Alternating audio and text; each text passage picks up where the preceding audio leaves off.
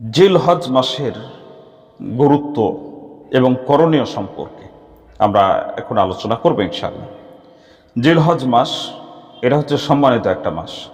আল্লাহ পাক কুরআনুল কারীমের ভিতরে 4টা মাসকে সম্মানিত মাস বলে ঘোষণা করেছেন। এই 4টি মাসের ভিতরে জিলহজ মাস হচ্ছে একটি। সম্মানিত মাসগুলিতে আমাদের করণীয় হচ্ছে বেশি বেশি করে আল্লাহ পাকের ইবাদত করা এবং পাপ কাজ থেকে বিরত থাকা।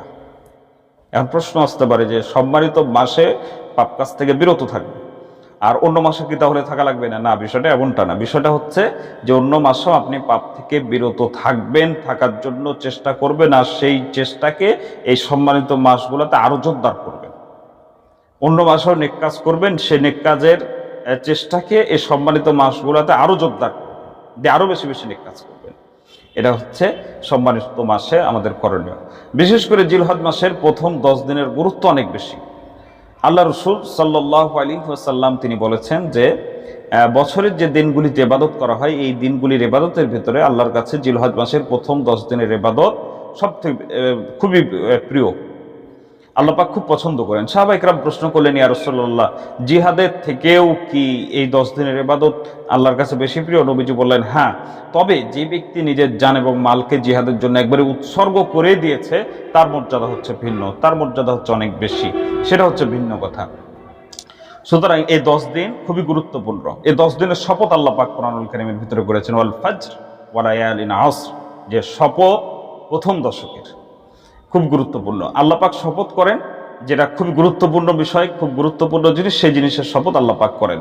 সুতরাং আল্লাহ পাক সূরা ফজরের ভিতরে এই জিলহজ মাসের প্রথম 10 দিনের শপথ করেছেন।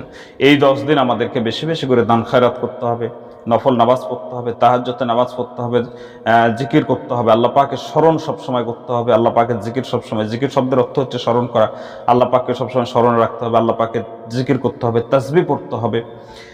এরপরে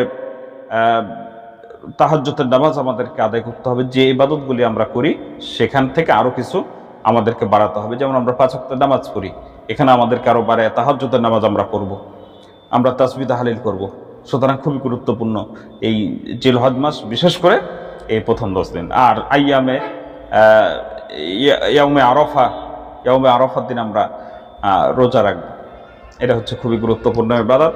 সুতরাং আমরা জিলহজ মাস পুরোটাকেই কাজে লাগাবো, আর প্রথম 10 দিন বেশি কাজে লাগাবো। প্রথম 10 দিনের গুরুত্ব অনেক বেশি। আল্লাহ পাক যেন আমাদেরকে সহি বুঝ দান করেন, কাজে লাগানোর, এই গুরুত্বপূর্ণ সময়গুলিকে কাজে লাগানোর তৌফিক যেন আল্লাহ পাক আমাদেরকে দান করেন, আমিন।